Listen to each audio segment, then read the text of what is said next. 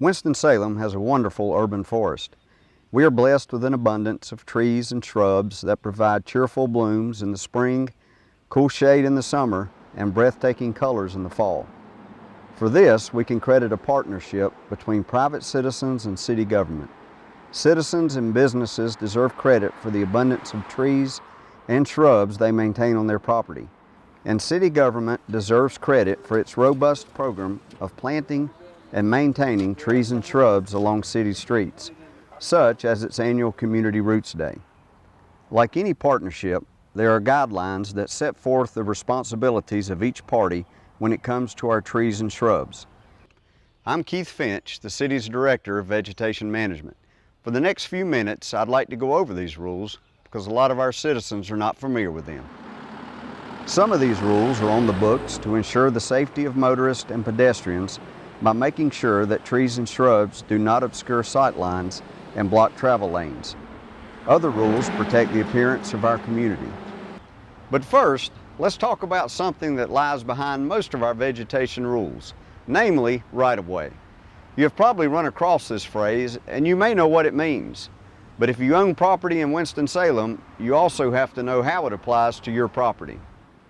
Basically, the right-of-way refers to land that is owned by the government or over which the government has control. In the case of a street, the right-of-way always includes the pavement and probably any sidewalks that line the street also. However, the right-of-way can often extend into a yard.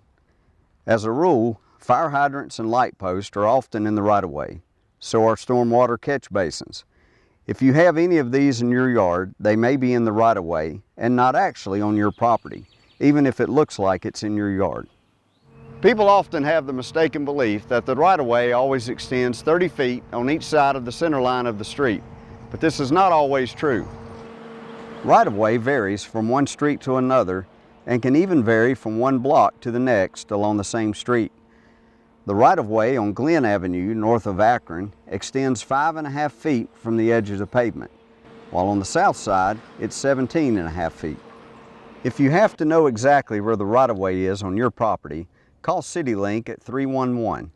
A CityLink agent will take your information so that someone with the city can look up your property and get back to you. You have to know where the right-of-way is because most of our vegetation rules are based on right-of-way. For example, you may not plant anything in the right-of-way or on city property without a permit.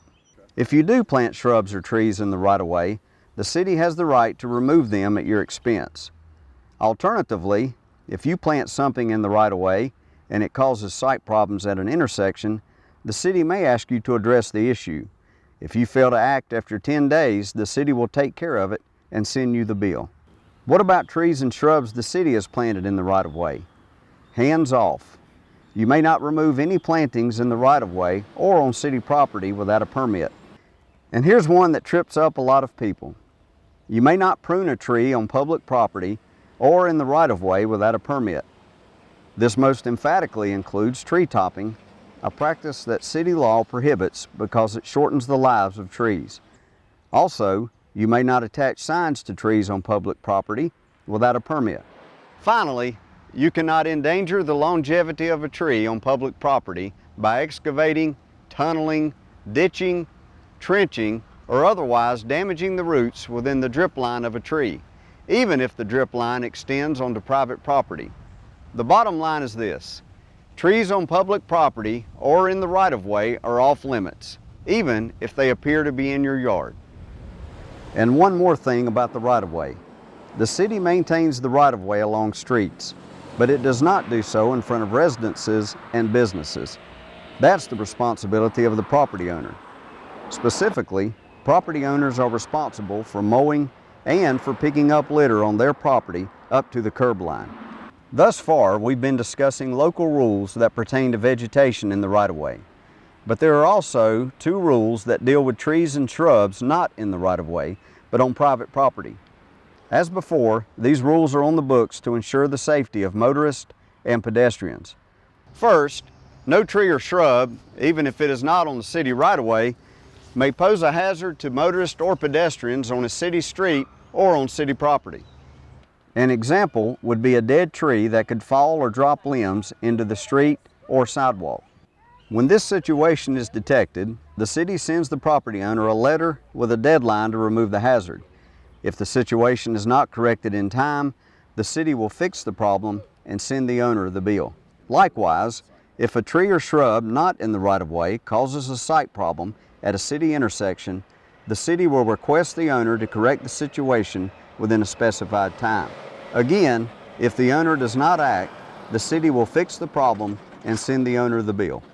The city's laws about trees and shrubs preserve the appearance of our urban forest while ensuring the safety of motorists and pedestrians. By following these common sense rules, we all benefit. For the Winston-Salem Vegetation Management Division, I'm Keith Finch. Thanks for watching.